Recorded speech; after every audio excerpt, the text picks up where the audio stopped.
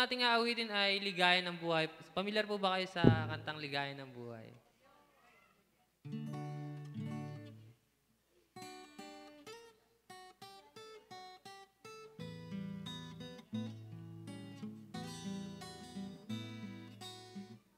Sama-sama po tayong umawit.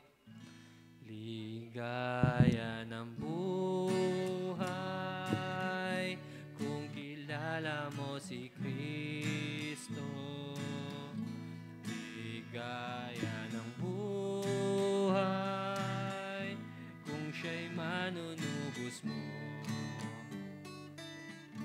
Babaguhin ang iyong buhay kung siya ay makamtan.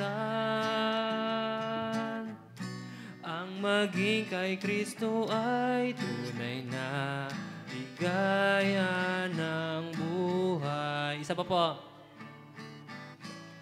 Ligaya ng buhay kung kilala mo si Kristo.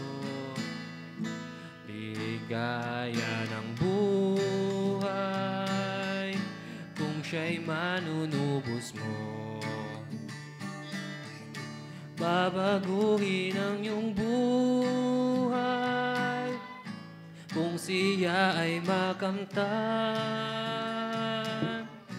Ang maging kay Kristo ay tunay na ligaya ng buhay. Ang ating pong susunod na awitin ay may pamagat na I Just Keep Trusting My Lord. Awitin po natin ito sa English at susunod ay sa Tagalog.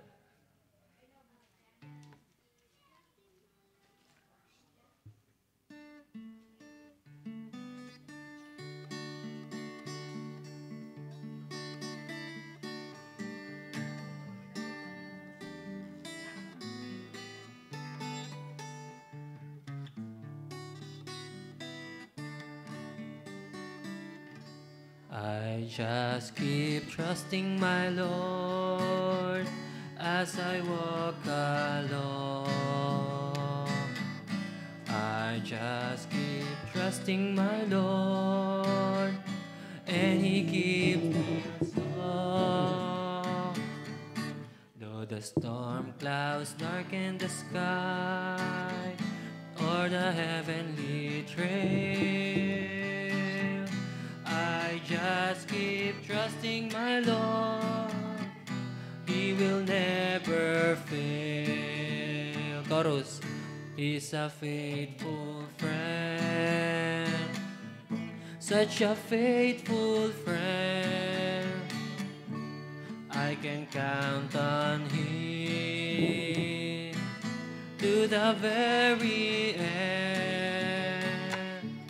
Though the storm clouds darken the sky, or the heavenly trail, I just keep trusting my Lord. He will never fail.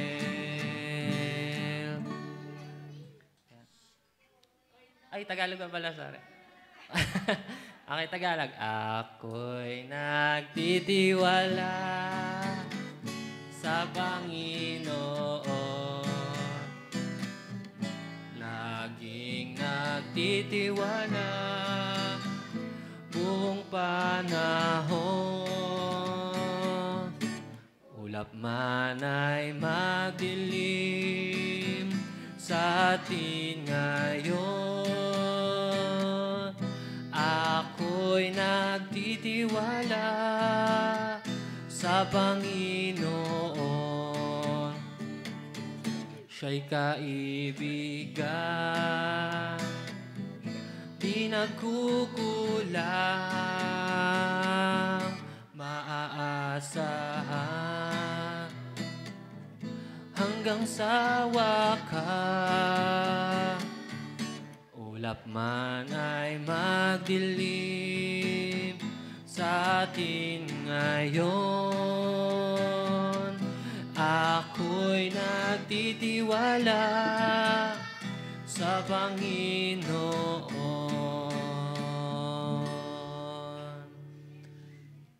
Amen. po, tayong lahat po ay sama-samang tumayo at awitin natin ang ating team song sa Kanya.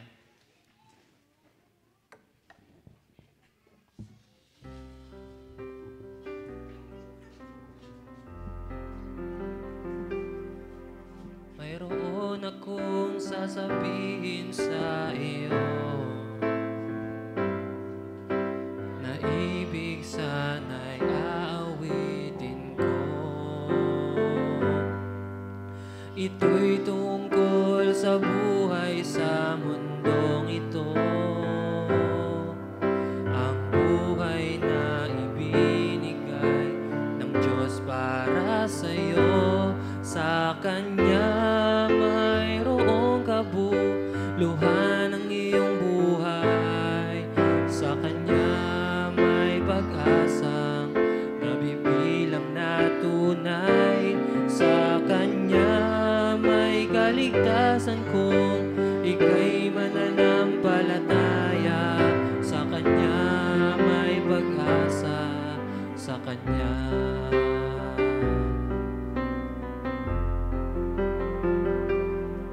Sa umaga't maghapon ika'y litong-lito sa mga pangyayaring naririnig mo. Minsan ay naitatanong mo sa sarili mo kung saan patungo ang buhay sa mundong ito. Sa Kanya mayroong kabuluhan ang iyong buhay. Sa Kanya may pag-asang nabibilang na tunay. Sa Kanya may kaligtasan kung ika'y mananampalataya. Sa Kanya may pag-asa. Sa Kanya. Sa Kanya mayroong kabuluhan ang iyong buhay.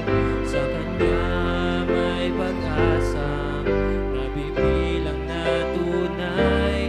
Sa Kanya may kaligtasan kung ika'y mananampalataya. Sa Kanya may pag-asa. Sa Kanya may pag-asa. Sa Kanya may pag-asa. Sa Kanya.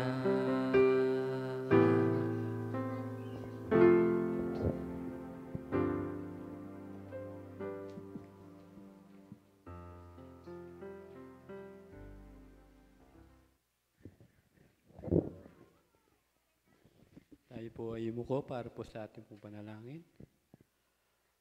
O mahabagin naming Ama, sa mga oras na ito, lubos po kami nagagalak at nagpapasalamat sa inyo sa dakila niyo pong pag-ibig sa bawat isa sa amin. Sa mga oras na ito, Panginoon, kami po ay muling mag-aaral ng inyong pong banal na salita. At sa mga oras na ito, Lord, ay amin po nilalapit sa inyo ang bawat isa sa amin. Buksan ang aming mga puso at isipan upang sa ganoon ay amin po itong mapag-aralan o mapagbulay-bulay ang bawat salita na aming po marinig. Lalo na higit, Panginoon, sa aming po mga kapatid na hindi pa po nila nauunawaan. Nawa, Panginoon, ito po ay kanila pong maunawaan ng maayos na naayon sa inyong kalooban. Panginoon, nilalapit din po namin sa inyo ang aming pong tagapagsalita. Nawa, Panginoon, ay inyo po siyang bigyan ng banal na spirit at itago niyo po siya sa inyo sa cross ng Kalbaryo upang sa ganon ay maging kalugod-lugod po ang bawat mensahe na ayon pong maririnig sa inyo. Panginoon, ganyan po ang bawat mga kapatid na wala pa po sa mga oras to. Tulungan niyo po nawa na himukin ang kanilang mga puso at isipan upang sa ganon sila po ay makarating dito na ayon pong na sama-sama po kaming makikinig ng inyong pong mensahe. Ganyan po ang bawat isa sa amin. Buksan ang aming mga puso upang ayon pong itong maitanim sa aming mga puso't isipan at magamit namin po ito sa aming pong ikilalagaw na aming pong pananampalataya. Salamat po ng marami, Panginoon, sa pagdinig ang panalangin. Patawarin kami, Panginoon, kung kami po ay kulang at kasala. Ito po ang samang dalangin sa matamis sa Panginoon Jesus. Amen.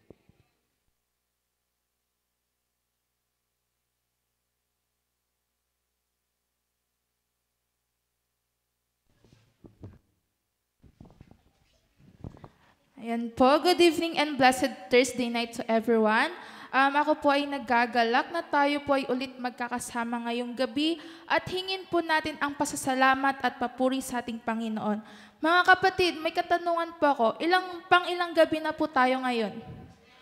Okay po, tama po kayo, pang-siyam na gabi na po tayo.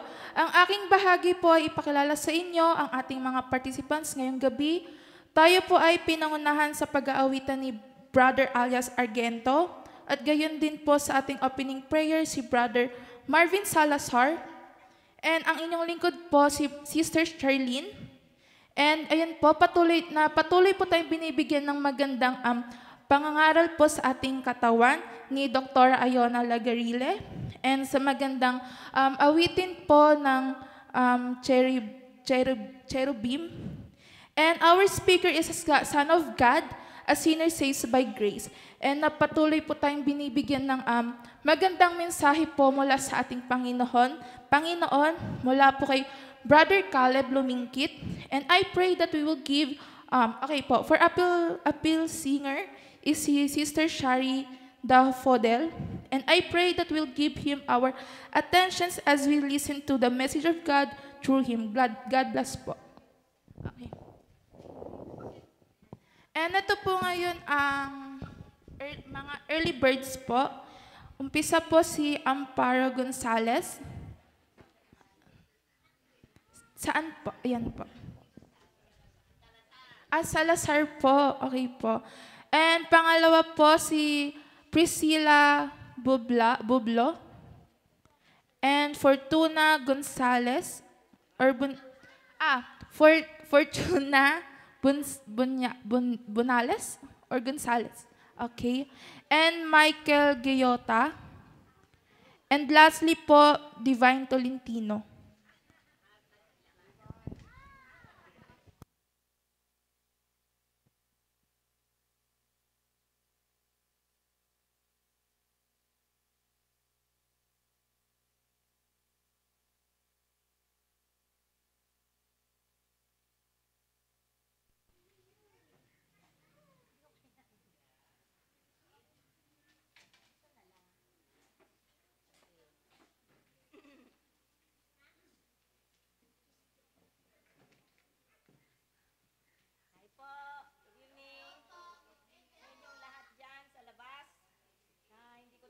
Nakikita. Sana po ay pumunta kayo dito para makita ko din yung inyong mga muka at baka makakasalubong ko kayo, hindi ko kayo kilala. Once again, magandang gabi po sa inyong lahat. Good evening. So, ito po ay 9 na lecture ko. So, -3, 6. Kasi yung 3 gabi ay nakihingi ako ng time sa 3 doktora na nag-lecture noon. At kung mapapansin po ninyo, sorry po, ako sumakit ang lalamunan. Yun pong diniscuss ko dito na 6 na gabi, lahat yun ay mga karamdaman na nakukuha natin sa pamamagitan ng paraan ng ating pamumuhay. Anong tawag? Lifestyle diseases. Yung mga sakit pong yun, hindi katulad ng COVID, na nakausap mo yung tao, mahahawa ka. Hindi. At yon ay maaring kasama mo sa buhay yung tao na ganon, na nagkasakit ng lifestyle disease, pero hindi ka mahahawahan kung ikaw ay hindi kagaya ng lifestyle niya. Excuse me. Ano ba yung mga lifestyle na sinasabi natin? Yung paraan ng pamumuhay.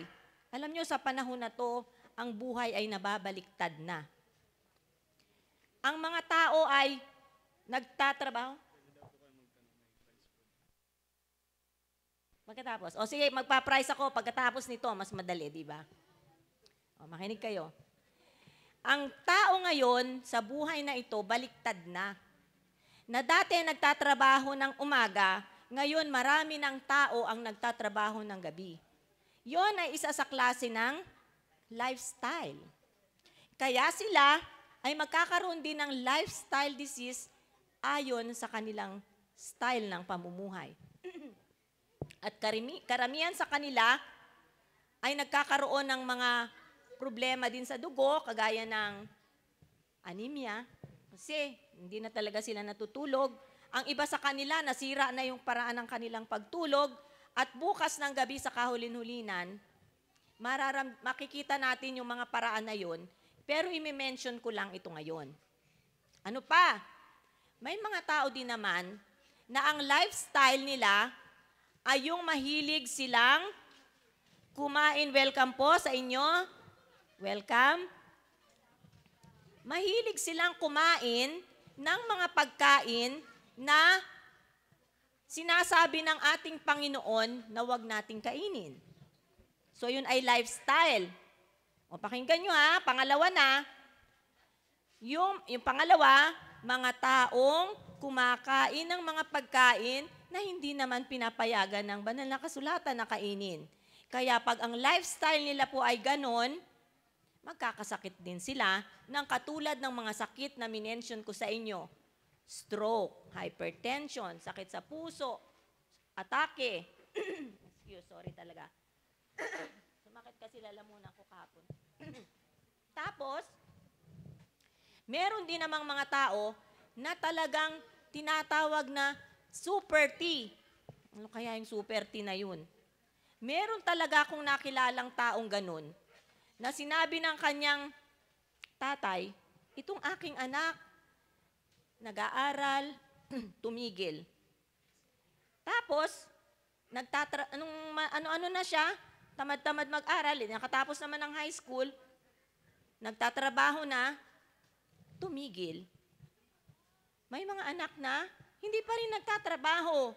Nandun lang sa bahay, tulog ng tulog. Ano kayang lifestyle yun? Yun, walang physical activity. So yun po ay lifestyle. At ang iba pang mga lifestyle, yung mga hindi umiinom ng tubig. Siguro wala silang tubig na malinis, kaya.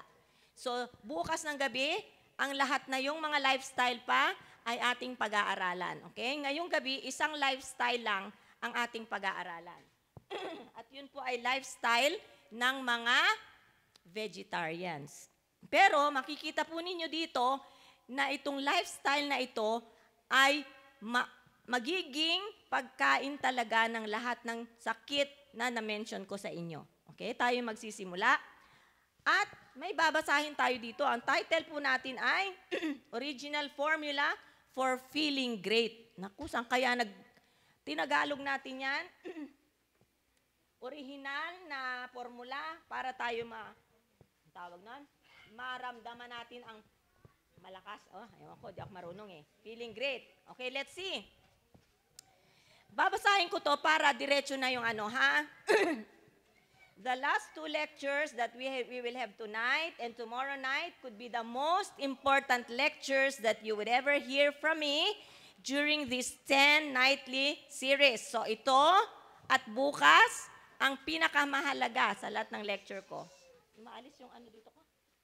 Excuse me. Bakit? Baka kayo nanenervyos na sa sasabihin ko, no? Sabihin ko sa inyo na ang lecture na ito, pag sinunod natin, pwede tayong mag-feel great. Bakit kaya?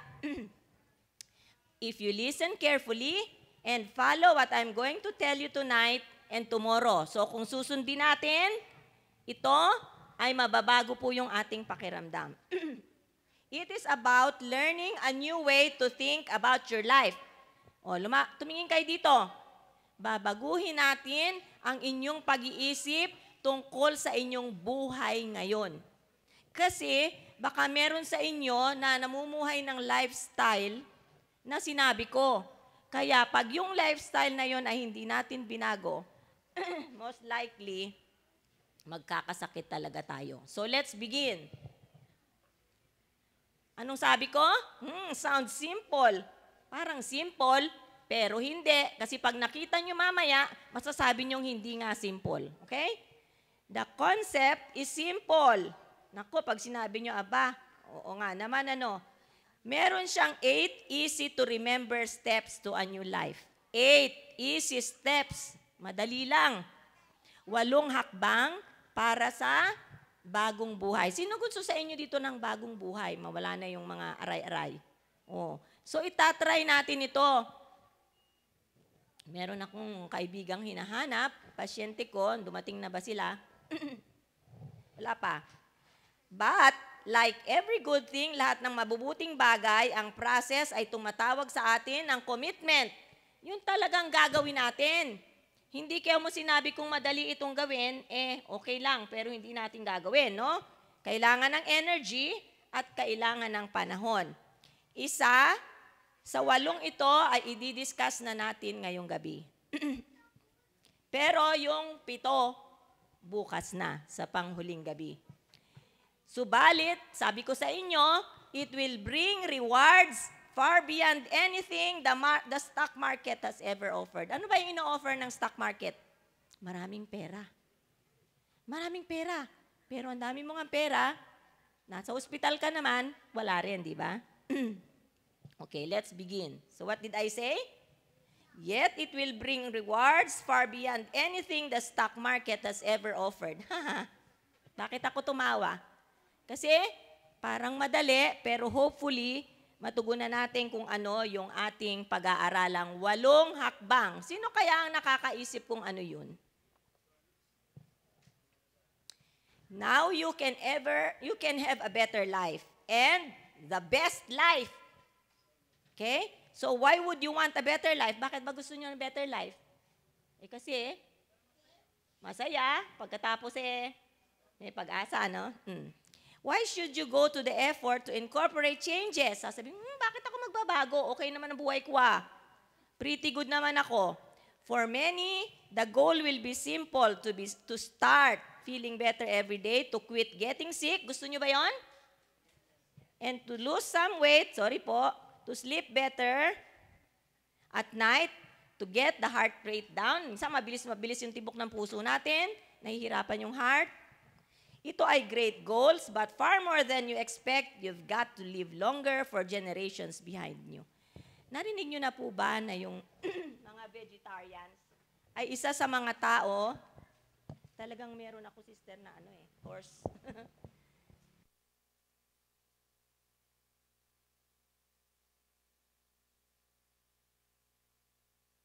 Tao, ang tawag nila ay yung mga Seventh-day Adventists. Malapit sila sa Loma Linda. Sumali sila sa research, at sa research, nakita na sa palibot ng area ng Loma Linda, sila po ay mas mahaba yung buhay ng 10 years, no? Dito sa atin, si Grandma, isa na pong example, and I hope, dear God, help me, na makasunod ako. My mom is 91 years old, running 92. So by April. Kaya yun po ay exemplary na po sasabihin natin, kaloob ng Diyos. Anyway, so, gusto natin na makita ninyo ang inyong mga inaanak, ang inyong magiging apo. Wala pa po akong apo. Kaya gusto ko pang makita ang aking mga apo. Kaya it is aimed to make you a better you. It's about being around to live the legacy you want to live. Ibig sabihin, nandito ako ngayon, nakikita ko pa yung aking apo, nakikita ko yung apo ko sa tuhod at apo ko sa talampakan. So si Grandma, may apo na rin siya sa talampakan. Okay? Let's begin. Ano kaya yon? Bibigyan ko na kaagad ng kahit sinong makahula ng unang step na susundin natin. Kaso wala naman tumaas, hindi ko nakita nutrition. Bigyan ng regalo yan. Sige. Bigay. Mamaya na ulit. Ayan. Nutrition. Ano kaya meron sa nutrition? Alam na natin yan, mga pagkain yan. Ano kayang meron sa pagkain? Ano? O sige ate, tingnan natin muna. Ano ba ang goal ng Panginoon sa atin? Sinasabi ni Brother Caleb na si Adan at si Eva ay nilalang ng Diyos. Pero ang gusto ng Diyos, sila ay malusog. Hindi sila magkasakit. Kaya lang, ano nangyari? Bakit sila ay hindi na Bakit sila po ay nagkasakit na? Kasi sila ay naging matigas ang ulo. Pinili nila ang gumawa ng hindi sinasabi ng Panginoon. Kaya dito, our choice from variety of different foods. Ang daming pagkain sa palibot natin. Lumakad ka dyan sa karsada hanggang doon sa dulo. Dami. Healthy kaya yun. Kaya ang sabi dyan, kailangan mo ng tamang pagpili. At ngayong gabi, malalaman ninyo kung paano kayo pipili. So kung hindi natin mapili yung malusog, ay iiksi ang buhay natin. Good nutrition includes wide variety of nutritious foods. What does it include? Ano kaya? Tingnan natin ano. Ano ba yung characteristics ng pagkain na malusog? Ano ba? Buto? Magbigay nga ng buto. Agoy, munggo. Okay? So mamaya ako magbibigay ng regalo pagtas ko ng lecture ha. Tandaan na lang nyo. Buto, may munggo, may kadyos, may buto, beans, no? Sabi yan sa Genesis 1:29, merong, prutas. Prutas. Magbigay ng prutas. Dami, no? Fruits. Saan galing yung fruits? Sa puno. Kasi sabi ng Genesis 1:29, bunga ng puno na nagkakabuto. Grains. Ano yung grains? Mga butil. Ayan. May wheat. Yung ginagawa nating flour. Basta ang dami yun. Oo. Basta hindi lang bigas, ha? Nuts. Alam nyo na nuts. Isa pa lang yun, marami pa. Ay, dalawa yung grains. At saka foods na mayroong fiber. Okay. So, less or minimally processed ang pinakamabuti. Naalala nyo ba? Mamaya ko na itatanong. Yan yung tungkol dyan Iririgaluhan ko na. Sige, ngayon na. Naalala nyo ba kung sino yung doktora na nag-lecture dyan sa minimally processed na pagkain? Sino? Bibigyan ko ng regalo. Taas ang kamay. Sino yun? No. Her name is not Gwen. Pakitaas ang kamay po. Pangalan. Sino? Si Doktora Jewel. Sige, bigyan ng regalo yon, Kasi, yung pagkain na hindi dumaan sa masyadong processing, bago naging pagkain, less or minimally processed, pag nakuha nyong halaman, kinain yung ganon, pwede na yon, mas malusog. Yan, ito mabilis na to, matatapos na ako. Kita po ninyo yan ay mga gulay. Kita nyo yan ay mushroom, yan ay maraming protina, yan po ay isda. Anong isda yan? Isda ng mahirap, pero pwede na yan. Kung mas mabuti naman, meron tayong protina galing sa salmon, yung malalaking blue marlin, kung kaya nating bumili nun. Pero hindi kailangang maraming ganyan. Kung nakakakuha naman tayo ng maraming beans, pwede na yon. Kung wala, okay naman din yan. Hindi naman tayo kumakain ng marami niyan dahil mahal na din ang isda ngayon. Okay, ano yan? Potato. Yan. May mga tangkay. Ano yan? Mushroom yan. Yan malapad. Tapos silagyan ng egg at saka ng flour. Yan po ay mga variety ng mga gulay na maaari niyong lutuin. Kasi yung mga iba nagsabi sa akin, Doktora, ano ba naman yan? Pagka naman ikaw vegetarian, wala ka ng masarap na makakain. Masarap po yan. Wala pa yung mga kolesterol. Ayaw na. Sige, upo na ko. Ayaw Pakipalit mo na lang. Ayan. Next. Prutas po yan. Sari-saring prutas. Next. Kuya, next. Yan. Oh, nakikita nyo ba yung mga butas na yan? Nakikita nyo yung butas na yan? Bakit may butas? Inuod. Ibig sabihin, walang spray. Oh, walang spray. Okay. Nasira na. Sobra. Yan po yung sinasabi nating nutrition. Ito naman po ay, hindi po. Ano po yan? Yung galing sa ilog? Pako na may kamatis na mayroong gata. Okay? Ito po. Potato salad na mayroong lettuce. Okay. At to the end, sa pagtatapos, yan ang nutrition na gusto ng Diyos. Good nutrition is choosing, pipiliin ang best healthy foods that God made for us. Finally, eating plant-based food will provide many health benefits. Ano nga? Plant-based foods. Meron ba akong sinabing karne? Plant-based. Mga halaman, mas malusog. Okay, eto na. Nag-discuss tayo ng diabetes, nag-discuss tayo ng hypertension, nag-discuss tayo ng sakit sa puso. Yung lahat ng sinabi ko, magaling yun sa lahat ng sakit. Basahin natin. Diabetic patients may have fewer complications pag yan ang kakainin nila. Hypertensive patients may have lower cholesterol levels, while heart attack patients and stroke patients may recover faster when choosing to eat vegetarian foods. Mga kaibigan, yan po ang pagkain na gusto ng Panginoon sa atin para sa mga sakit. Okay? Let's turn off po. May dalawa pa.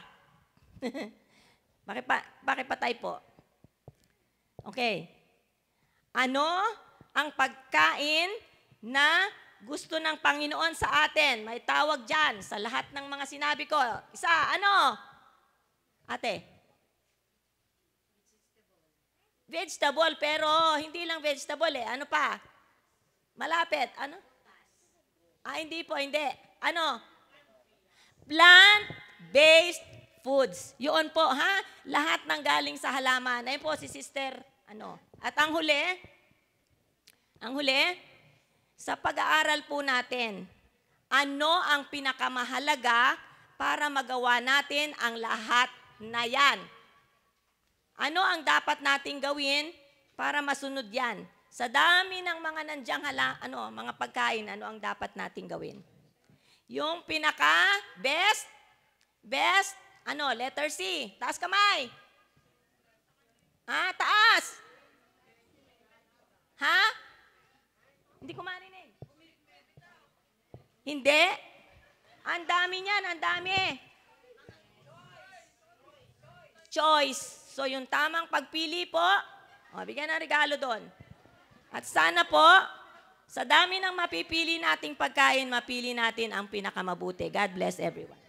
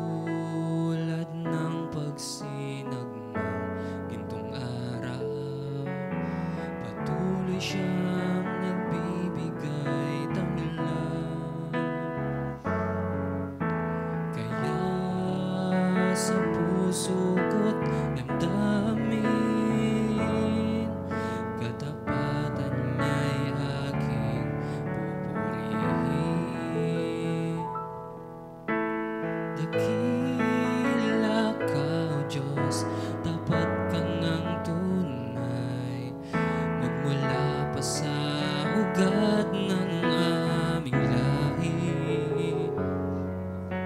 Mundo'y magunaw man, maasahan kang lagi, maging hanggang wakas nitong buhay.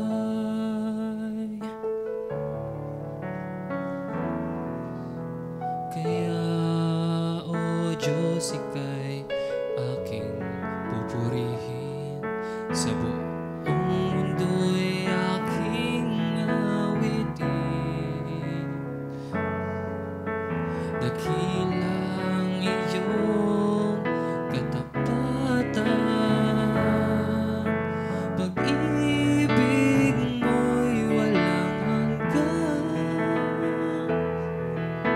Dakila ka, O Diyos, tapat ka ng tunay, magmula pa sa ugat ng aming lahi. Mundo'y magunaw man, maasahan kang lagi, maging hanggang wakas nitong buhay.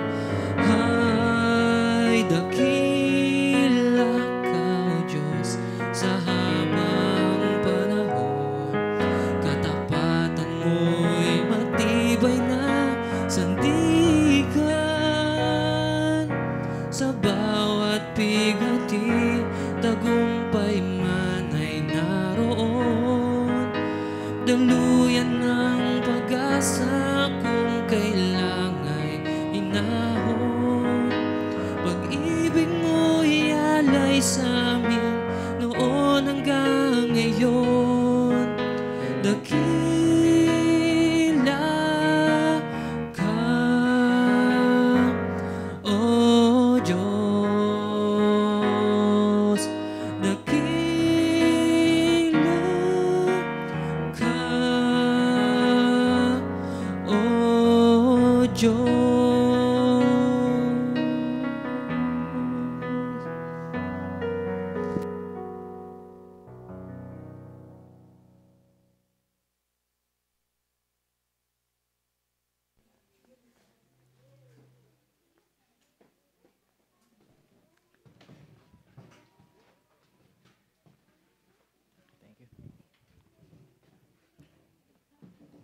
Thank you. Hello, mic test.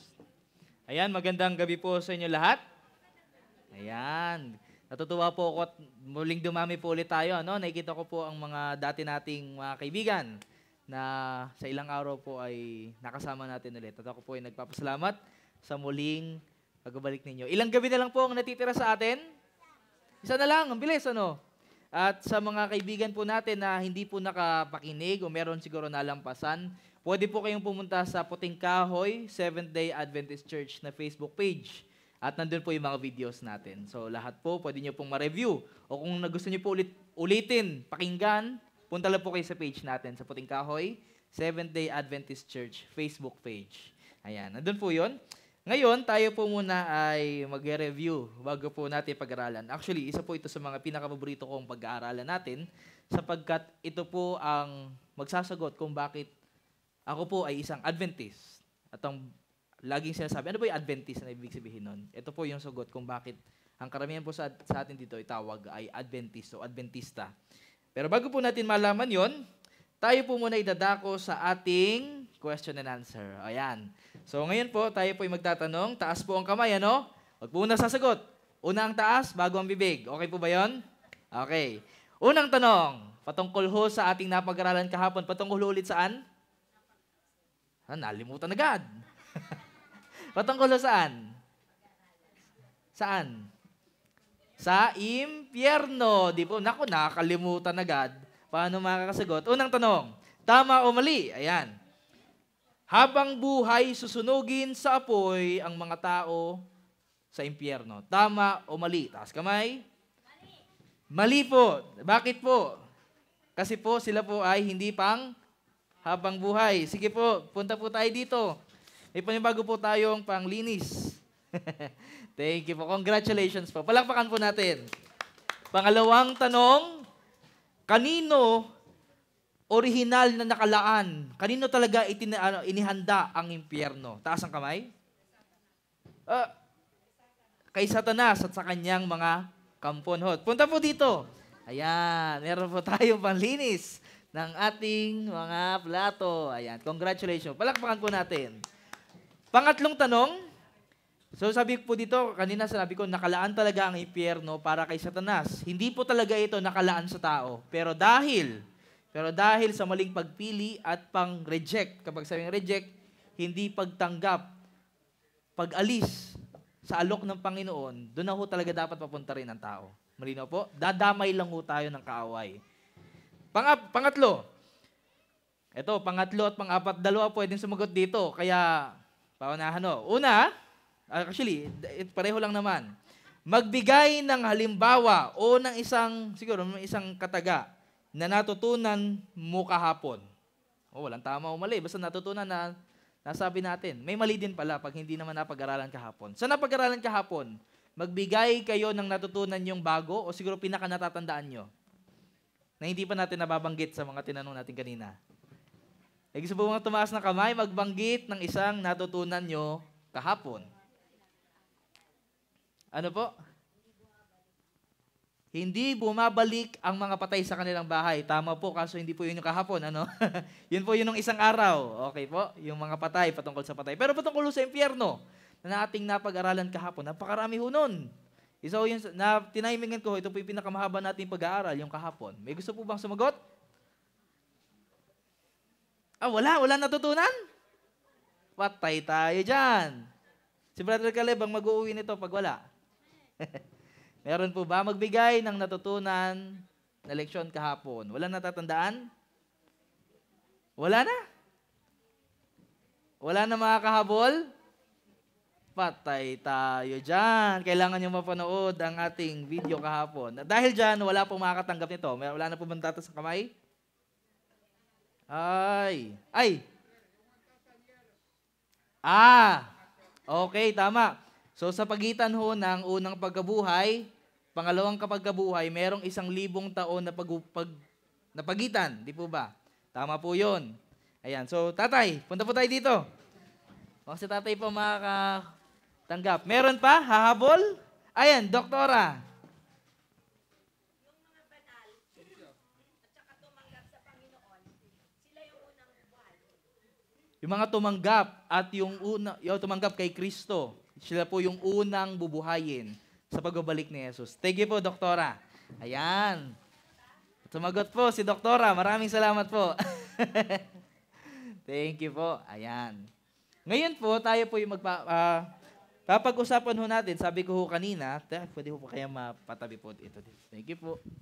Ayan. Ang ating pag-aaralan, ang salitang Adventist. Ano ba yung Adventist? Alam natin, Adventist, yung mga tao na sumisimba pag Sabado dyan sa may tabing highway, yung may-ari na AUP, yun ho yung mga Adventist. Pero ang ibig sabihin ho ng salitang Adventist, galing ho ito sa salitang Advent. Advent. Ano ibig sabihin ng Advent? Paghintay sa pagbabalik ng Panginoon. Ibig sabihin ho ng Advent ay pagbabalik o pagdating, to be exact. Ibig sabihin, ang ating papag-aralan ngayon, ang pagbabalik ni Hesukristo. Ayan. Ating pag-uusapan, paano at bakit nga babalik si Jesus. Bago pa tayo magsimula, tayo po muna manalangin. Panginoon, nagpapasalamat po kami sa siyam na gabi na nakasama namin kayo. Nagtitiwala kami na makakasama namin ulit kayo ngayong gabing ito. Pagpalain niyo pong bawat isa na may kinig. Amin po itong tandaan sa aming puso at isipan. At higit sa lahat, manghawak po kami sa pangako ni Kristo na siya po muli babalik para sa amin. Sa pangalan ni Jesus. Amen. So ulit, para hindi po makalimutan, tulad ng kahapon, mag-take notes po tayo. O-picture natin. Malinaw? Ayan. Ang title po natin ay ang regalong pangako. Ano yung pangako na ating pag-uusapan ngayon? Alam niyo po ba, sino ho dito, bago ho yun, sino ho dito na try ng mangako? Ayan, lahat ho tayo, no? Promise. Pero sino dito ang nangako, pero hindi pa napako yung pangako niya? Hindi pa napako? Oy, lahat ho tayo napapako, ano? Lahat ng ating pangako minsan hindi natutupad. Yun ho, yun tayo mga tao. Diyan ho tayo magaling. Pero alam niyo po, sabi sa Biblia, kapag nangako ang Diyos, napapako ho ba? Hindi po. Paano ho natin makikita? Alam niyo po ba, magbibigay ako sa inyo ng example kung paano po ang pangako ng Diyos natutupad. Unang-una, pinangako niya na ang kanyang anak ay, ipapanganak dito sa mundong ito. Yung unang pangako na makikita niyo sa Bible, actually, kung titignan niyo po, sa Genesis pa lamang, yung unang pangako kung gusto niyo makita, i-check niyo sa Bible, makikita niyo sa Genesis 3:15. Makikita nyo agad dito. Yan, nakamarka pa nga po dito. Dito nyo po makikita yung unang pangako sa Bible patungkol sa pagdating ni Jesus.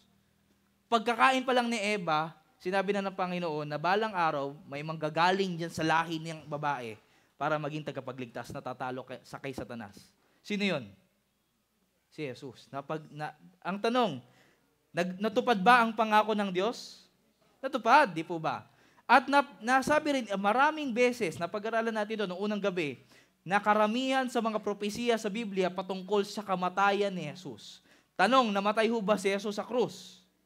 Namatay. Di po ba? Nagkatotoo po bang pangako ng Diyos? Nagkatotoo. Di po ba? Sabi sa Biblia, bago pa man po ito mangyari. At ang pangako rin sa Biblia na muli siyang babalik sa buhay at aakyat sa langit at siya po ay maghahari. Nangyari po ba? Sabi sa Biblia, nangyari po. Tanong, nakaramihan din po ng pangako sa Biblia, ang sinasabi po dito ay muli siyang babalik para iligtas tayo. Ngayon, hindi pa natin nakikita.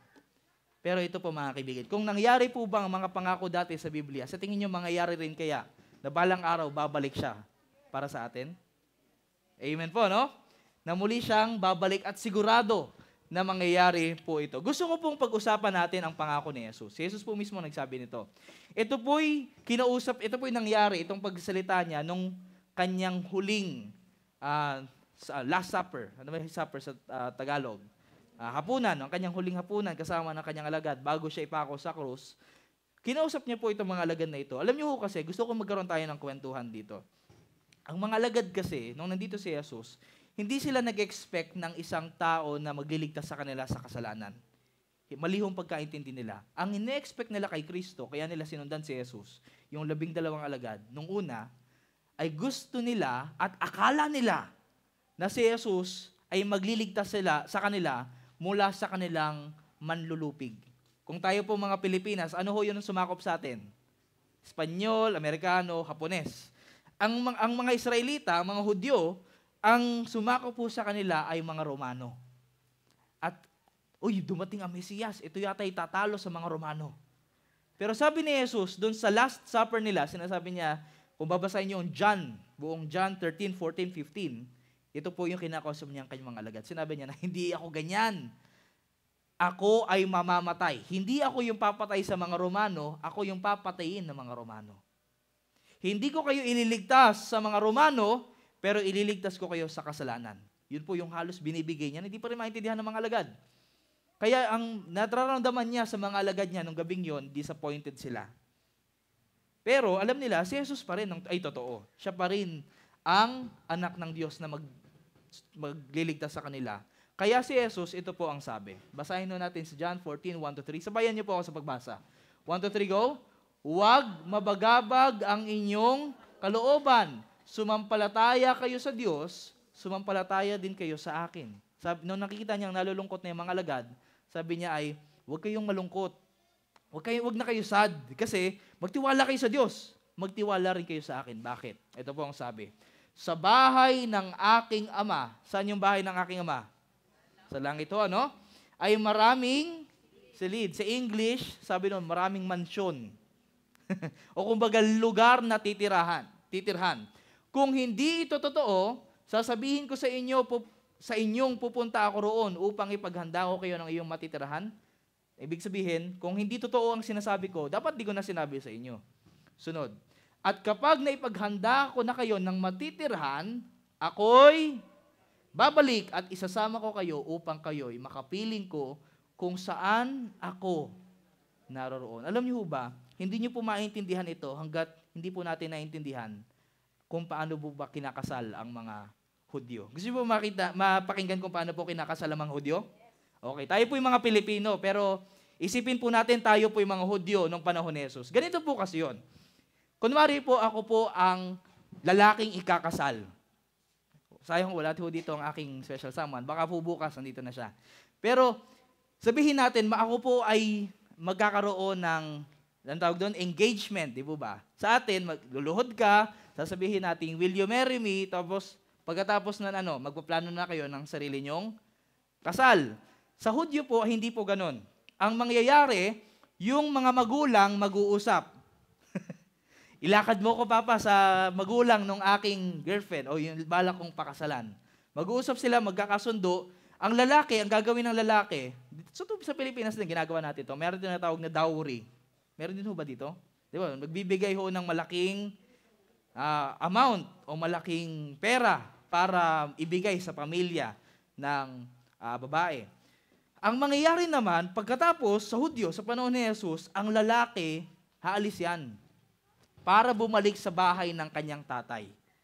Ang gagawin niya, sa bahay ng kanyang tatay, iiwan niya muna yung kanyang fiancé para gumawa ng bahay. Ano gagawin niya? Sa loob ng 1 taon, kailangan niya dapat makapaghanda ng isang bahay. Tindi ho, ano? Ganun ba tayong mga lalaki? Kaya ba yon? 1 taon. Kailangan gumawa ng isang bahay sa tabi ng bahay ng ating mga magulang. Pagkatapos, ang gagawin, hindi po siya mag-a-announce. Hindi po niya i-chat kasi wala pang cellphone ng panahong yun. Hindi rin siya magpapadala ng taga-announce na sa ganitong oras ako'y darating. Hindi po. Ang gagawin niya, isasama niya yung kanyang mga best man. Yung best man, tapos yung kanyang mga kaibigan. At tayo ay magmamarcha, magpaparada, at mangyayari po ito sa kalahating gabi. Sa hating gabi. Hindi po umaga. Kailan? Hating gabi. Sila po ay papunta doon. Balik ko tayo sa babae. Yung babae naman habang naghihintay sa kanyang asawa para bumalik, o sa kanyang fiancé para bumalik, para kunin siya, para manirahan na sila magkasama doon sa bahay na hinahanda niya, ang gagawin niya, siya naman ay magtitipon ng kanyang mga tinatawag nating bridesmaid.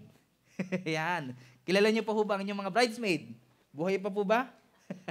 Ayan, sana ho buhay pa ho, ano? Yung kumbaga ay, bridesmaid, tara maghanda tayo. Hindi ko alam kung kailan darating ang aking fiancé na lalaki, pero maging handa lang tayo, alerto dapat tayo. Ayan. Tapos, alam niyo ho, habang papunta, sabihin natin natapos na 1 taon, habang papunta ang groom o yung magiging groom pa lang, para sunduin yung kanyang magiging asawang babae, magpapadala siya ng nasigaw. Siya po yung announcer na ang kanyang dapat maging boses ay dapat mas malakas pa kay Brother Caleb. Mag-iingay siya sa buong barangay Puting Kahoy habang siya ay papunta doon. At yung mga gustong sasama doon sa marcha, nandiyan na, pupunta, makisama tayo. So ang mangyayari, pwedeng buong barangay pupunta doon sa bahay ng babae para sunduin ng lalaki yung kanyang mapapangasawa. Tapos, saan pupunta? Pabalik doon sa bahay ng lalaki na kanyang ginawa at doon mangyayari yung kasal. Pati na rin yung honeymoon. Doon na mangyayari. Hindi na sila problema kung pupunta ba sila sa Batangas o sa Laguna para mag-honeymoon. Doon na mismo. Shortcut na. Naintindihan po ba natin kung paano nangyayari ang kasal ng mga Hudyo sa panahon ni Jesus? Malinaw? Kaya po yung sabi sa atin ni Jesus, sabi niya, huwag kayong malungkot kasi babalik ako. Sinabi ko, pagkatapos ko mapako sa krus, pupunta ako sa aking Ama. Pero habang nandun ako sa aking Ama, pinaghahanda ko kayo ng silid na paglalagyan. At babalik ako, sabi doon, upang kayo'y makapiling ko kung saan ako naroroon. Naintindihan po ba natin? Sinasabi niya na balang araw, parang yung lalaki na ikakasal, balang araw, sa sobrang pagmamahal ko sa inyo, balang araw kukunin ko kayo para magsama tayo magpakailanman. Amen? Yun po ang pangako ni Jesus. Alam niyo po, kung kayo po'y nagdududa, darating pa kaya si Jesus? Parang di na naman. Isipin niyo na lamang po, kung ang isang lalaking mahal na mahal ang kanyang pakakasalang babae, iiwan niya. Sa tingin po ba, nang hirap na, no? Hirap na iiwan ng isang lalaki na mahal na kanyang mapapangasawa, na iwan siya sa ere. Pero si Jesus mismo, kung siya mismo ang nagsabi noon na hindi kita iiwan at babalik ako para sa'yo, Sa tingin niyo mangyayari yon? Mangyayari po ano? Kaya po, ganyan po ang nangyayari sa Hudyo at yan din po ang pangako ni Jesus. Kumbaga, sa krus, ito po yung napag-aralan natin noong mga nakaraang gabi, sa krus po, nangyari yung pagbabayad para sa atin. Para tayo po ay kanyang maging kanyang bride. Ang sabi ko sa Biblia, ang kanyang iglesia. Ang mga tumanggap kay Kristo ay dinescribe bilang mga bride. Tayo po yung bride ni Jesus. Kaya sa krus, nangyari yung tinatawag nating engagement. Na tinatanong tayo ng bawat isa na Panginoon, will you marry me?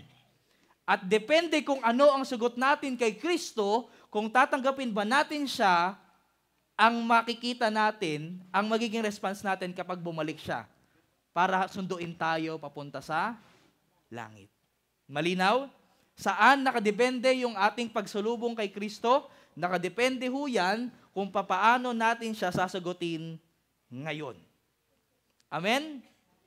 Sapagkat alam niyo po ba, ayon po sa Revelation 6, dalawa lang ho ang reaction ng mga tao sa pagbabalik ni Jesus.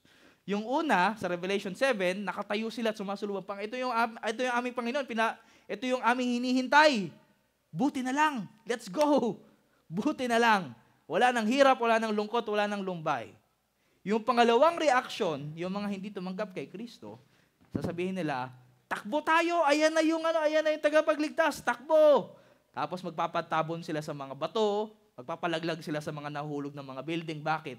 Kasi ayaw nilang makita yung kanilang Panginoon na magliligtas sa kanila. Bakit? Kasi alam nila na hindi nila siya tinanggap. Malinaw? Saan ho kaya tayo nabibilang doon sa dalawang grupong yon? Nakadepende po yon sa desisyon natin, hindi bukas, pero ngayon. Kaya po, ang pagbabalik ni Jesus, tinawag din ho yan sa Biblia bilang pinagpalang pag-asa. Ito po yun. Kaya po ang ating pag-aaral din, regalo ng pag-asa. Tanong ngayon, anong dahilan bakit babalik si Jesus? O nagbabalik si Jesus? Dalawang rason lang po. Pwede niyo i-take note. Ang unang rason ay upang talunin si Satanas at ang kasalanan. Sabi ho sa Biblia, sa limitadong panahon, sa ilang mga taon, hinahayaan ng Panginoon na si Satanas muna ang manggulo dito sa mundo natin. Pero balang araw, sa kanyang pagbabalik, tatalunin niya ito. Malinaw? Amen? Matatalo ho si Satanas. Ito po ayon sa Revelation 19:19-21. Pangalawang rason, bakit siya babalik? Ay upang iligtas ang kanyang mga anak. Amen? So para rin ho siyang, alam niyo sa fairy tale, na merong isang babae na nakagapos, tapos kakainin siya ng dragon, pero merong isang Prince Charming na nakasakay sa kabayo na papatay sa dragon at ililigtas yung babae. Ganyan po ang kwento halos ng Biblia. Pero ang fairy tale, sa Bible, totoo. Amen? Siya po yung magliligtas sa atin balang araw. Pangatlong tanong, paano natin malalaman kung kailan siya babalik? Paano natin malalaman? Ito po, sabi sa Biblia, walang nakakaalam ng eksaktong panahon kung kailan siya babalik. Malinaw? Wala po. Huwag po kayo maniniwala kung may magsabi kung ganitong date, ganitong taon, ganitong petsa. Wala po yan. Hindi po yan binibigay ng Panginoon. Bakit? Kasi gusto niya yung maging katulad tayo ng babae na palaging maging handa. Anytime dumating si Jesus, nasa kanya ang aking puso. Amen? Loyal dapat tayo. At kung depende sa date, pag alam natin yung date, patay tayo dyan. Sa date lang na yon, magiging loyal tayo. Pag hanggat hindi pa malapit, ay, kung ano-ano lang gagawin natin. Di po ba? Paano natin malalaman? Pero, kahit di natin alam yung eksaktong date, nagbigay siya ng palatandaan. Ito po. Ayon po sa Matthew 24, verse 7 and 8. Sabi ni Jesus, kailan siya darating? Ano yung palatandaan? Tanong ng kanyang mga alagad. Ito ang sagot ni Jesus. Magsisitindig ang bansa laban sa bansa at ang kaharian laban sa kaharian at magkakatagutom at lindol sa iba't ibang dako. Nakikita po ba natin ito sa panahon natin ngayon? Nakakalungkot ho, ano? Hindi lamang mo sa Ukraine versus Russia, ngayon po, Palestine versus Israel. Nakakalungkot ho at maraming inosenteng mga mamamayan ang damay. At hindi po ito kagustuhan ng Panginoon. Bakit niya ho ito nilalahad? Hindi po ito dahil gagawin ito ng Panginoon na papaggirahin niya yung mga bansa. Hindi po. Ito po'y gawain ni Satanas para ma-distract yung mga tao. Dahil alam niya na malapit na dumating si Jesus, gusto niyang kunin yung isipan ng mga tao para matakot. Ito mga kaibigan, pag takot kayo, makakapag-isip ba kayo ng tama? Hindi. Oo o hindi? Hindi ho, ano? Lagi tayong praning, lagi na tayong distracted, hindi na tayo matututo ng mga paano ba magmahal. Bakit? Kasi takot eh. At kapag balisa ka, sabi nga ni Jesus, kaya ba ng isang taong magdagdag ng araw sa kanyang buhay kapag siya'y palaging balisa? Sabi ni Jesus, syempre hindi. Pag ikaw ay takot, binabawasan mo yung iyong energy. At alam ho ito na doktora, alam niyo ho ba, kapag palagi kang stress, palagi kang takot, kayo po pinapalakas niyo ho ang cancer cell sa inyong katawan. Ma-segue ko lamang po sa kalusugan. Alam mo yan ni doktora, at ayaw ho yun na maging sorpresas para sa atin, sabi ng Panginoon. Kaya pinapasabi niya na ho sa atin in advance. Bakit? Kasi para hindi ho tayo ma-distract, para hindi ho tayo matakot, para hindi po tayo kabahan. Amen? Kundi dapat tayo pa ma-excite. Ang lahat ng mga ito ay pasimula pa lamang ng mga paghihirap na tulad ng isang babaeng nanganganak. Ganun po pala itong mga senyales na ito. Ito lamang po ay pasimula pa lamang. Patikim pa lamang po pala ito. Parang isang babaeng nanganganak. Paano po ba manganak ang isang babae? Kung tatanungin niyo ho ang inyong karamihan sa atin dito, nakikita ko mga nanay. At praise God po sa mga nanay, iba po ang powers ng ating mga kababaihang ito na magdala ng buhay. Di po ba? Pero alam ko kung gano'n na rin po ang sakit sa panganganak. Tama? At ewan ko po, ako po naman po hindi babae, pero mayroon po akong kakilala babae. Si mama nandito. At si mama po kasi di ko siya matanong kasi ako po lumabas bilang cesarean. Kami pong tatlo, cesarean po kami lahat. Pero yung sa mga, at alam ko po yung sa kababaihan, karamihan po, nabasa ko sa isang article, na kapag malapit na manganak o lumabas ang bata, bukod sa padalas yung sakit, ay pahaba at patindi ng patindi rin yung sakit. Padalas ng padalas at patindi ng patindi. Tama? Yung sakit, di po ba? Sabi ni Jesus, ganun po ang mangyayari. Parang manganganak ang babaeng nanganganak. Ganun yung sakit. Bakit po? Tingnan ho natin ang datos. Alam niyo ho ba, ito po yung datos na nakita ko sa isang trusted website sa internet. Kanila pong nakita kung gaano po ba kadalas ang mga lindol. Ito, lindol. Noong 1964 hanggang 2015, ano yung intensity at yung kadalasan? Parami na parami o paunti ng paunti? Pataas o no? Parami ng parami at palakas ng palakas ang ating mga lindol. Sabi ni Jesus, parang babaeng nanganak. Palakas na palakas at padalas ng padalas. Ito pa po, yung mga gera.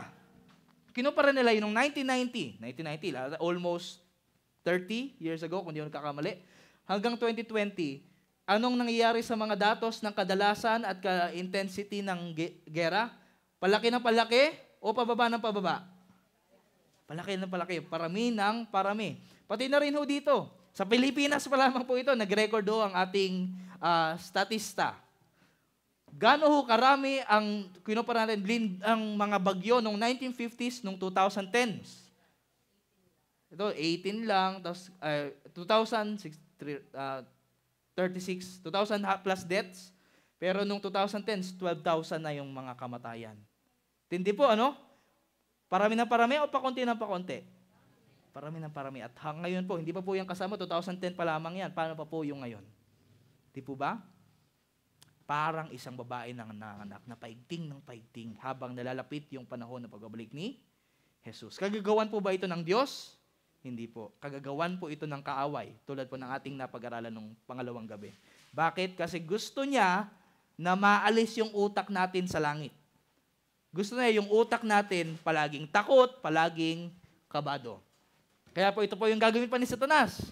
Sabay-sabay natin basahin. 1, 2, 3, go. At magsisibangon ang maraming bulaang propeta at kanilang ililigaw ang marami. At dahil sa pagsagana ng katalampasanan, ang pag-ibig ng marami ay lalamig. Ano pong mangyayari? Unang-una, maglalagay siya ng iba't ibang mga bulaang propeta. Sino yung naisip niyong unang example? Kibuloy, di po ba? Ngayon, tinutugis na.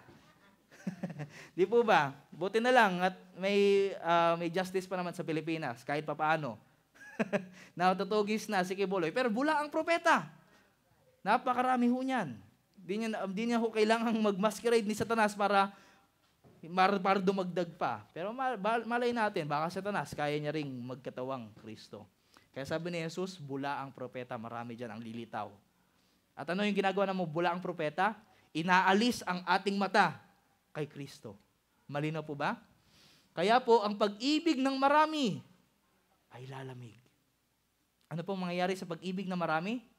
Lalamig. Bakit? Kasi sobrang gulo, sobrang takot, sobrang litong-lito na sa nangyayari sa mundo, nakakatamad na magmahal. At dahil walang kwenta na ipamumuhay sa mundo, wala akong kwenta kung mantrato ng iba. Tama? Kaya social media, pumunta pa lamang ko kayo, may cancel culture, merong mga iba't ibang mga threats, iba't ibang mga kultur na ang toxic na sa internet. Ako bilang kabataan, at alam ko mga kabataan dito at mga magulang, toxic ho sa internet, may kita nyo ho doon. Bakit? Sabi ni Jesus, ang pag-ibig ng marami ay lalamig. Pero sabi rin ho sa Biblia, na ang mga Kristiyano dapat makilala sa pag-ibig. Amen? Bakit? Dahil hindi natin to pag-ibig, kundi natututo lang ho tayo sa Kanya magmahal. Ayan.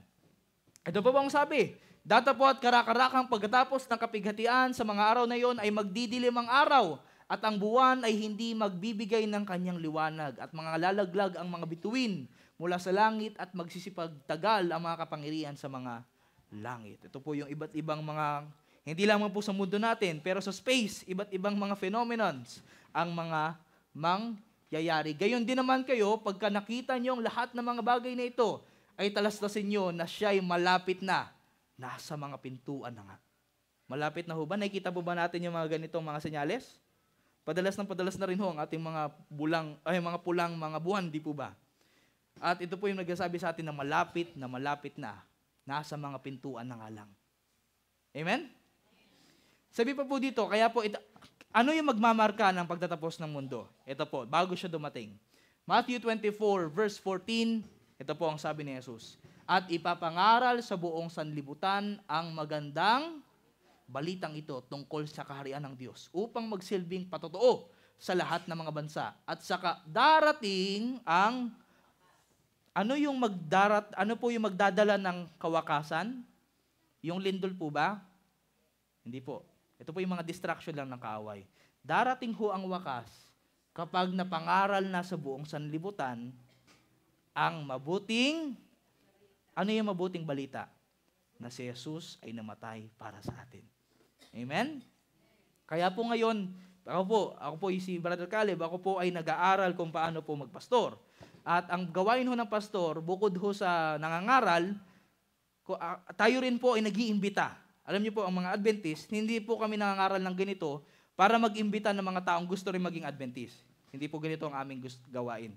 Nag-iimbita ho kami ng mga taong gustong maging parte ng mission na ito. Malinaw po? Hindi po namin turo na sasabihin na punta ka sa Adventist para maligtas ka. Hindi po yung turo ng Biblia. Hindi po yung turo ng mga Seventh-day Adventist. Yun po yung basurang turo. Ang turo ho ng mga Seventh-day Adventist, tara, sama kayo sa amin para ipalaganap ang pag-ibig ng Diyos sa buong mundo. Amen? Ito po ang aming gawain. Kaya po, Seventh-day Adventist, bakit po? Kami po ay naghihintay sa pagbabalik ni Jesus. At gusto ko makasama namin kayo sa pagsalubong sa Kanya. Amen? Kaya po, tanong, paano ang paraan ng Kanyang pagbabalik? Ito na ngayon ang minsan nagkakaroon ng pagkalito yung mga kaibigan natin. Bakit? Kasi meron kasi nagtuturo, kung napanood nyo na yung mga movie na tinatawag nating Left Behind. Napanood nyo na yun? May nakapanood na ho ba? Left Behind. Buti na lang. Huwag nyo napanoorin. Napanood ko ho yun. Ako po litong-litong. What? Hindi po yun katotohanan at hindi po turo ng Bible. Bakit? Ang kanilang turo kasi na balang araw, sa isang iglap, biglang mawawala, magiging invisible yung mga tao. Yung mga damit nila maiiwan, tapos dadalhin daw sila sa mga langit. Yung espiritu nila dadalhin sa langit. Hindi po yung turo ng Biblia na sikreto yung pagbabalik ni Jesus. Ang tanong, paano kaya babalik si Jesus? Ano ang paraan ng kanyang pagbabalik? Ito po ang makikita natin. Unang-una, ang pagbabalik ni Jesus ay isang literal na pangyayari. Kapag sinabing literal, kitang-kita, di po ba? Literal, bakit po? Ito po ang sabi niya, bago siya umakyat sa langit. Si Jesus, pagkatapos napako, siya po muling nabuhay, siya po halos 1 buwan at 10 araw dito siya nanatili sa mundo para magturo sa kanyang mga alagad, mag-instruct. Nung pagkatapos ng 40 days na yon, siya po ay umakyat sa isang bundok kasama ng kanyang mga alagad at sinabi niya na kayo ay humayo. Yung binasa natin nung nakaraan natin pag-aaral, kayo humayo, kayo pa yung magbinyag ng mga kaibigan, gawing disipulo. Pagkatapos siya sabihin yon, ang nangyari, inagaw si Jesus sa langit. Saan siya pumunta? Sa langit. At habang yung mga alagad, anong ginagawa nila? Nakatingin sa langit, sabi, "Bravo, Lord, next time na lang ulit natin kayo makikita." Hindi nila alam kung kailan. At di pa po siya bumabalik hanggang ngayon, pero malapit na. Pero habang nakatingala yung mga alagad, may dalawang anghel na nagsabi sa kanila. Ito ang sabi nila, "Kayong mga lalaking taga Galilea, bakit kayo nakatayong tumitingin sa langit?" Nakatingin sila sa langit eh. "Itong si Jesus na tinanggap sa langit mula sa inyo ay paparitong gaya rin ng inyong nakitang nagparoon niya sa langit." Sabi ng mga dalawang anghel, "Itong si Jesus, ba't kayo nakatayo dyan? Hinihintay niyo bumaba." Ito ang pangako niya na balang araw babalik siya kung paano siya umakyat. At paano po ba umakyat si Jesus? Ayon po sa Biblia na may laman at buto. Hindi po siya isang, sabi ko nga po, paggala-galang espiritu, hindi po.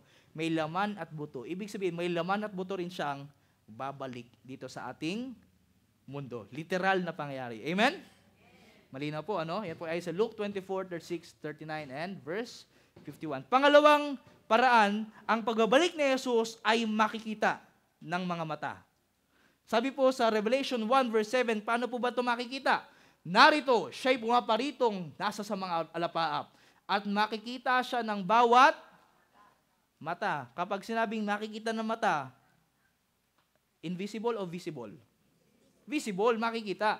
"At nang nagsisiulos sa kanya," yung mga tumuhog sa kanya, "at ang lahat ng mga angkan sa lupa ay magsisitaghoy dahil sa kanya, gayon din siya nawa." So muli makikita ng ating mga mata ang pagbabalik ni Jesus. Hindi po siya pasikreto, siya po ay makikita.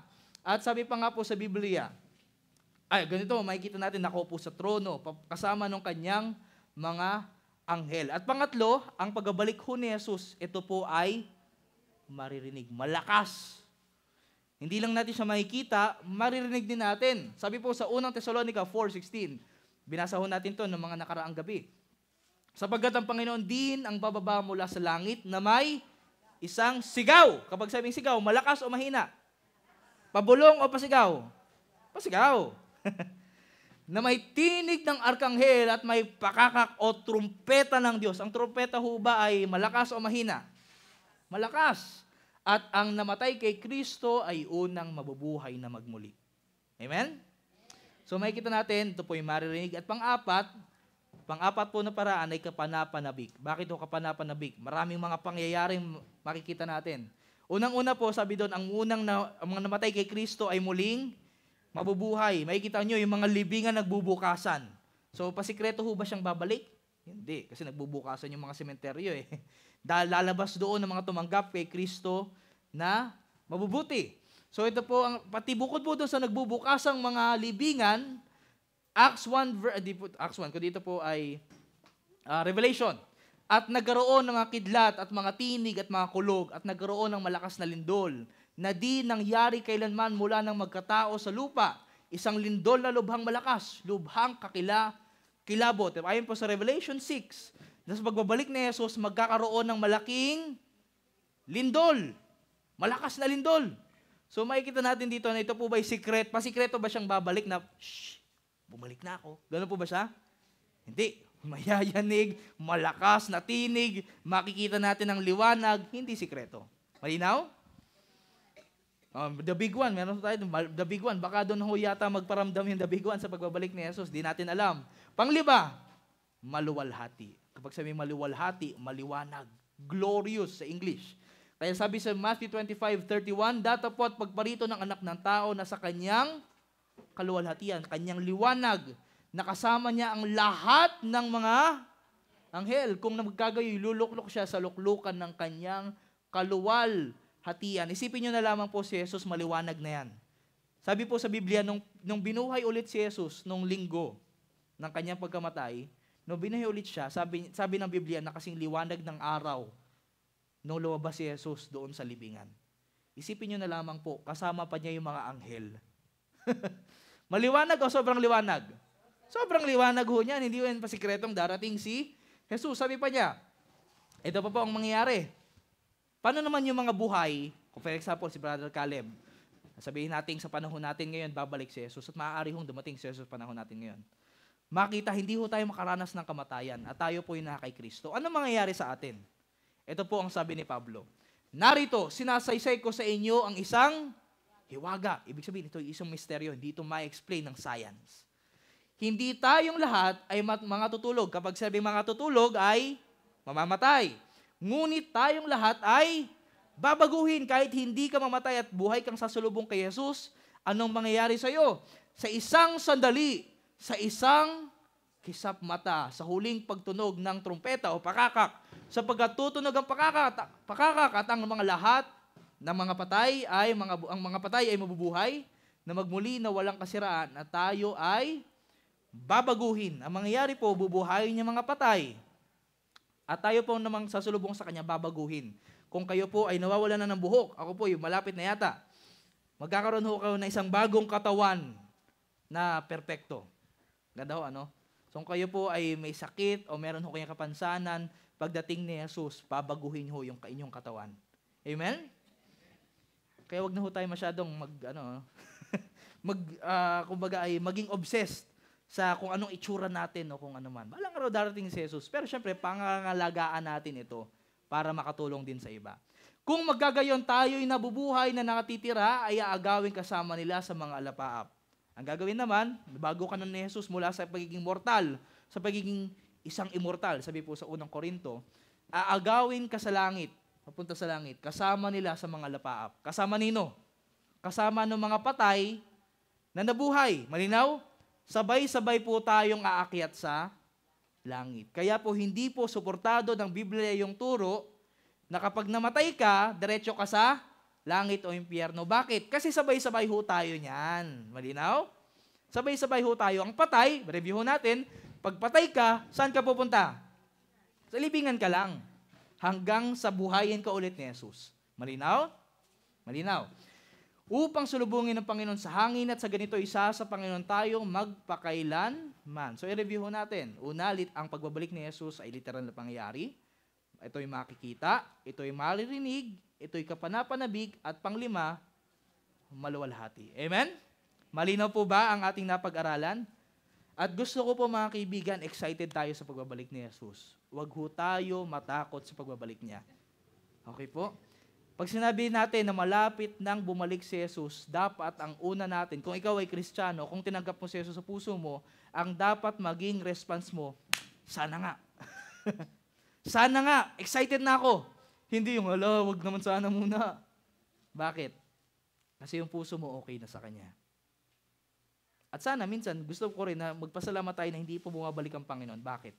Kasi may imbitahan pa natin ang ating kapamilya na, tara, salubungin natin ang Panginoon. Gusto ko bigay niyo yung buhay niyo sa Panginoon habang may panahon pa. Amen? Sabi po sa pangalawang Pedro na ang pagpapagal ng Panginoon, siya po yung nagpapakita ng awa sa bawat isa po sa atin. Bakit? Binibigyan niya ng time, ng panahon, ang bawat isa na ibigay sa kanya ang buhay natin sa Kanya. Amen? Kapag huba, sabihin natin dito, sino po dito nanonood ng basketball? Ako po hindi nanonood ng basketball, pero may mga kaibigan po ako nanonood ng basketball. Ako po hindi mahilig ng basketball. Pero alam ko po marami sa atin dito, kahit anong sports. Kapag nanonood ng sports, sabihin mo na ikaw ay may pagkakataon na mamili kung anong team ang susuportahan mo. Doon ka sa team na alam mo nang matatalo o doon sa mananalo? Doon sa mananalo, sa sure win na. Bakit? Kasi alam mo nang mananalo to, sigurado na to eh. Alam niyo ho, si Satanas, siguradong matatalo yan. Malinaw? Pero si Kristo, sa krus pa lamang po, matagal na siyang nanalo. Ang mga taong tatanggap sa sakripisyo ni Jesus sa krus, paniguradong makakabahagi ng pagkapanalo na yan. Malinaw? Parang ganito lang po yan. Sabi po sa isang kwento, meron po isang tatay, kita niyo po sa picture, na may dalawang maliit na anak. Ito yung mga sabihin natin, 2 years old, na 3 years old, na hindi po masyado nakakaintindi ng kalendaryo. Kailangan ng tatay na buong umalis para magtrabaho. Kailangan niya umalis para magtrabaho, para makabigay ng sustento sa kanyang mga anak. Pero bago siya umalis, Nagpaalam siya sa kanyang mga anak. Sabi niya, dito muna kayo kay mami ha. Magpakabait, babalik ako ng malapit na. Bibilisan ko lang para sa inyo, para makita ko kayo ulit. Sabi ng mga kanyang anak, Papa, kailan kayo babalik para malaman namin, para masalubong namin kayo? Eh yung tatay, sabi niya, November 30. Hindi naman alam ng mga bata kung ano yung November 30. Ang sabi na lang niya, ganito, pag nakita niyo yung puno na yon sa labas ng ating bahay na nagiging orange na, ibig sabihin malapit na ako bumalik. Okay? So yung mga anak, palaging nakatingin doon sa bintana. Kailan kaya mag-orange to? Green pa lang. Pagbalik nila, yellow. Hindi pa yung orange. Hanggang sa, nag-orange na, unti-unti naging orange. Hanggang sa, sumalubong yung anak, at yung lumabas yung anak, at siya ay nagtatakbo doon sa labas ng pintuan nila. At sinasabi, orange na yung dahon, babalik na si Papa. Alam niyo po, sana maging ganun po ang ating reaksyon. Kung may marinig tayong masamang balita, kung may marinig ho tayong kaguluhan sa mundong ito, wag ho kailanman tayo matatakot. Bakit? Kasi po malapit nang dumating si Jesus. Amen?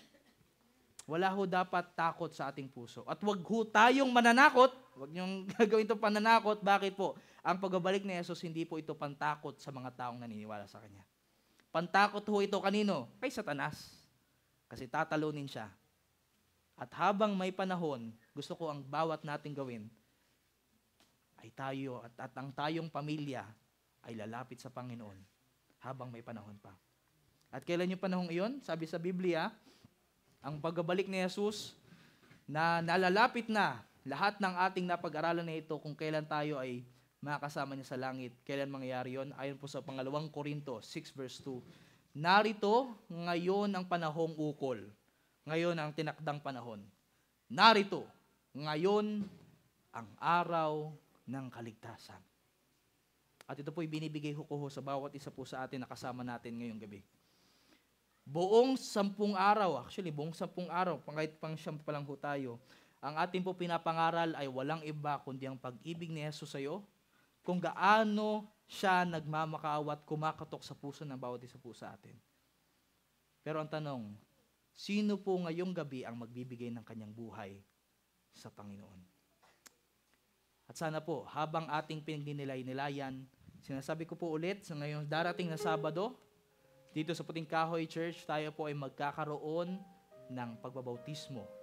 Ang bautismo po ay hindi lamang po sa mga taong hindi pa nakaranas ng pagbabautismo, natatanggap kay Kristo, pati na rin sa mga kaibigan natin na dati nang nabautismuhan, pero napalayo sa Kanya at gustong bumalik sa Kanya. Kung kayo man po ay sa tingin nyo nabautismuhan, alam ko na yan, Brother Caleb, mabuti, mas madali ka makapag-decide. Wala na ho dapat tayong sayanging oras. Bakit? Gusto ni Jesus na maranasan mo ngayon ang buhay na walang hanggan. Hindi next year, hindi sa panahong 2 years o 3 years from now, saka sa'yo gustong ipaparanas na Panginoon ng walang hanggang buhay. Ngayon pa lamang po, gusto na ipanaranas ng Panginoon ang kanyang pag-ibig sa buhay mo. Gusto niyang ituro sa iyo ang buhay na kasama ang Diyos. Sa mundo, doon sa panahon na ikaw ay pamanjing-banjing at di sinaseryoso ang Panginoon, siguro masaya. Pero pag uwi mo sa bahay, pag wala ka ng kausap, malungkot. Hindi po ba? Pero sa buhay Kristiyano, masaya rin po ito. Kahit maraming pagsubok, hindi ka nag-iisa. Bakit? Nandyan si Jesus bilang kaibigan mo. At nandyan ang ating iglesia na kasama natin na sumusunod at humahawak sa Panginoon. Kahit nanghihina, meron ho tayong malalapitan. Di po ba? Kaya po sa ating mga kaibigan, kung tayo po ay nagde-decide, o magde-decide pa lamang po, na ibigay ang ating buhay sa Kanya ngayong gabing ito, at magde-decide na ibigay ang buhay sa Panginoon sa pamamagitan ng bautismo at muling pagbabautismo sa ilan sa atin, pag-isipan po natin ang ating desisyon. Ipanalangin ho natin sa panahon natin ngayon habang ating kaibigan ay ibabahagi ang mensahe ng awit ngayong gabi.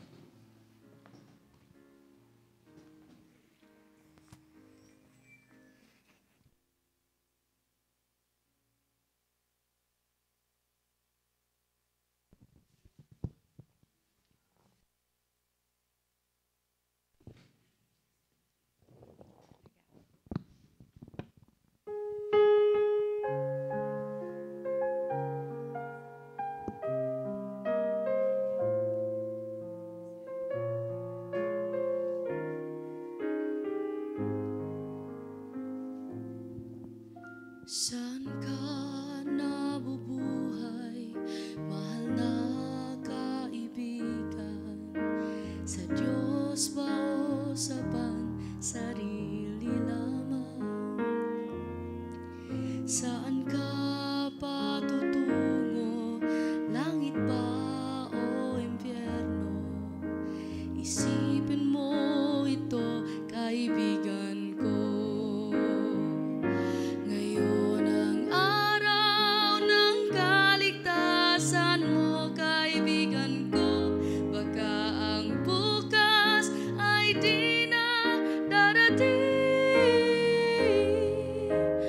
Buhay mo'y madaling lilipas at magwawakas. Kaligtasan ay nasa Diyos lamang. Ika'y naging tao, mahal na kaibigan, upang maglingkod sa Diyos lamang.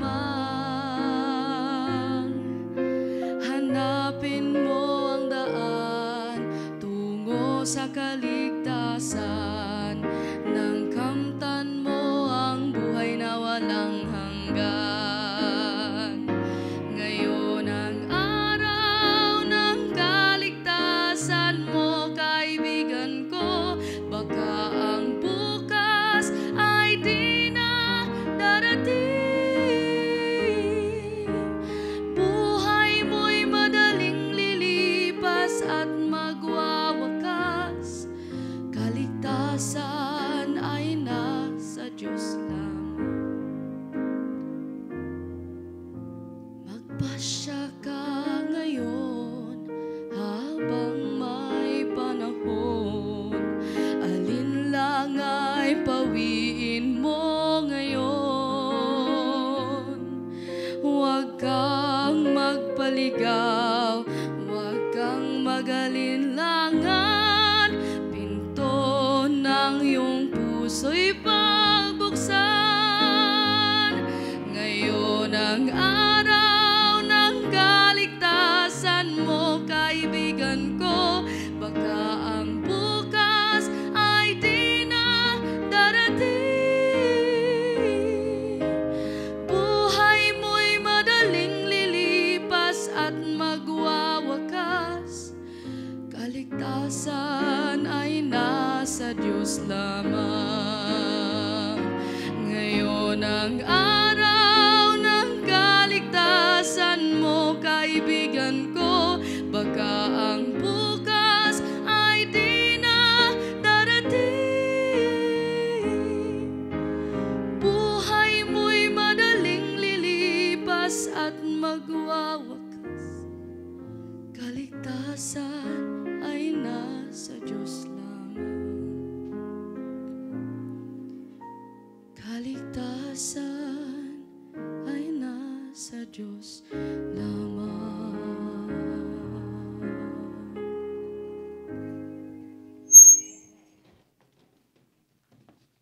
Gaya po na mensahe ng awit na ating napakinggan, ngayon ang araw ng kaligtasan natin, mga kaibigan.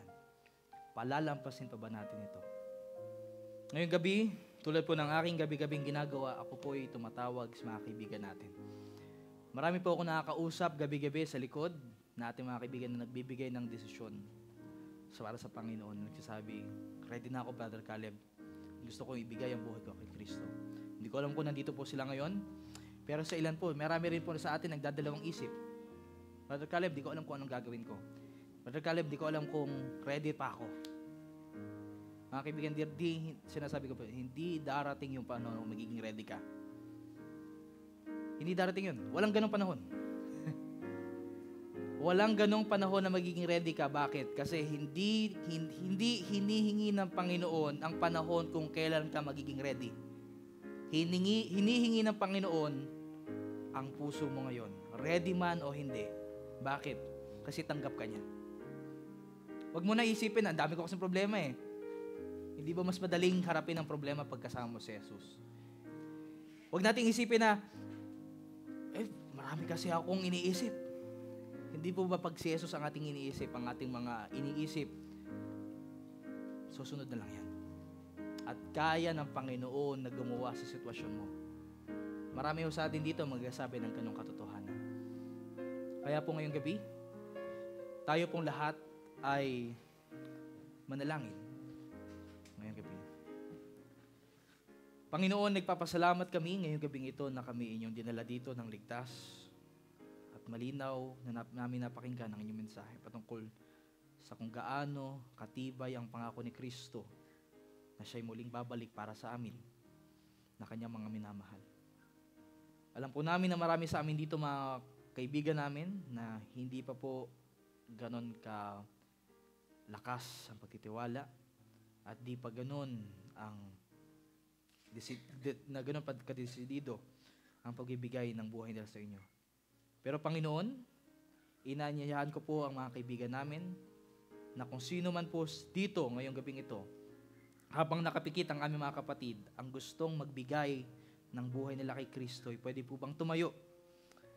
Kung meron po sa atin dito ngayong gabi na ibibigay ang kanilang buhay kay Kristo sa pamamagitan ng recommitment, mapa Kristiyano man, nabinyagan na, Adventist man o hindi, kundi ma-recommit lang at maibigay ang buhay nila kay Kristo, meron po bang gustong tumayo para sa Panginoon? Maraming salamat po sa mga kaibigan nating tumatayo. Tayo habang nakapikit ang ating mga mata at habang tumatayo ang ating mga kaibigan na gustong ibigay muli at isuko sa kanilang Panginoon na malapit nang bumalik ang kanilang puso. Meron din po ba sa gabing ito na mga kaibigan namin na desidido na ibigay ang kanilang buhay sa pamamagitan ng bautismo? Dahil po siguro hindi nila naranasan ito nung sila po ay naniniwala sa Panginoon o nung sila po ay kabataan o siguro hindi nakaranas na mailubog sa tubig. Meron po ba dito? Pwede po bang pumunta sa harapan? Ang mga kaibigan po natin, pwede po tayong pumunta sa harapan na nagsasabi, Panginoon, gusto kong makasama ng aking mga kaibigan na ito sa pagtanggap kay Kristo bilang tagapagligtas sa tubig ng bautismo. Mayroon pa po bang hahabol? Alam po ng Panginoon ang desisyon at puso ng bawat isa po sa atin. Hindi aksidente na nandito ka, hindi dahil malapit ang ating tirahan kaya ka napunta dito, hindi po, kundi dahil ang banal na Espiritu ay kumakatok sa iyo kung bakit ka nandito ngayong gabi. Mayroon po bang magbibigay pa ng kanilang buhay at nagde-decide na isuko ang kanilang puso sa Panginoon ngayong gabi? Sabi ni Pablo, ngayon ang tinakdang araw, ngayon ang araw ng kaligtasan.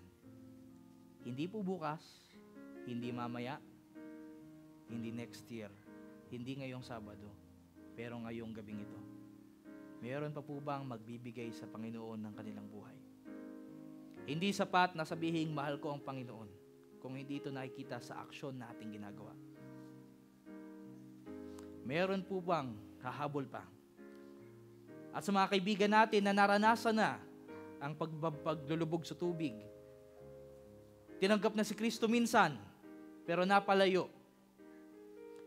Meron po ba sa atin dito na napalayo sa Panginoon ng napakatagal na panahon, na halos publicly siya tinalikuran, pero gustong magbalik sa Kanya at muling ipagsigawan na nagbabalik ako sa Panginoon at ako'y tinatanggap ni Kristo?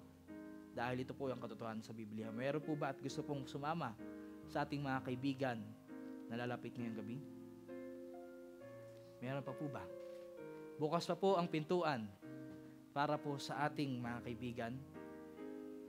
Bakit po ba natin kailangan pupunta sa harapan? Gusto ko po mag-offer ng isang special na panalangin sa ating desisyon. Alam ng kaaway na hindi po siya masaya sa inyong desisyon.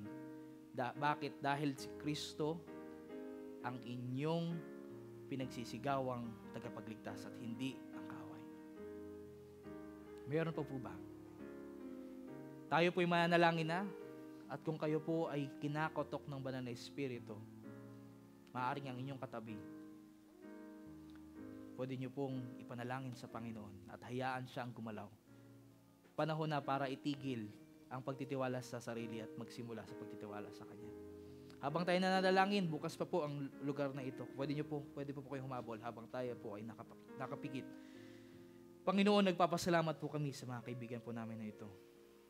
Nakasama namin na lumalapit sa inyo at binibigay ang kanilang buhay ngayong gabing ito. Hindi po madali, pero kahit hindi man madali, ang pagbibigay ng aming puso, pagsusuko ng aming buhay sa inyo, alam namin na ito ang nararapat at kasama namin si Jesus. Ang aming mga kaibigan po na ito nakatayo dito, hindi po namin alam ang kanilang buong kwento, pero alam namin at nagtitiwala kami na hindi po sila aksidenteng narito dahil sila po inyong tinawag, dahil sila inyong pinili, at higit sa lahat, sila inyong niligtas. Nawa po ngayon po sa kanilang desisyon, palakasin niyo po ang kanilang puso. Nawa ang banal na Espiritu ang mamalagi sa kanilang puso ngayong gabi at patatagin ang kanilang desisyon para kay Kristo. Na kahit anumang problema ang dumating, anumang pagsubok ang maranasan nila, si Kristo at si Kristo lang ang kanilang takbuhan at tagapagligtas. Maraming salamat po at nawa po pagpalain niyo po mga kaibigan namin na nandito sa harapan at pati na rin po ang aming mga kaibigan na nag-iisip pa lamang po sa kanilang mga upuan. Alam po namin na marami pang bagay ang dapat isipin, pero kami po ay inyong tulungan at patatagin ang aming puso para tanggapin ang desisyon namin kay Kristo at kay Kristo lamang. Ito lang po, higidalangin, patawarin niyo po kami sa nagawang kasalanan sa pangalan ni Jesus. Amen. Maraming salamat po. Ng kaligtasan mo, kaibigan ko, baka ang bukas ay di na darating. Buhay mo'y madaling lilipas at magwawakas. Kaligtasan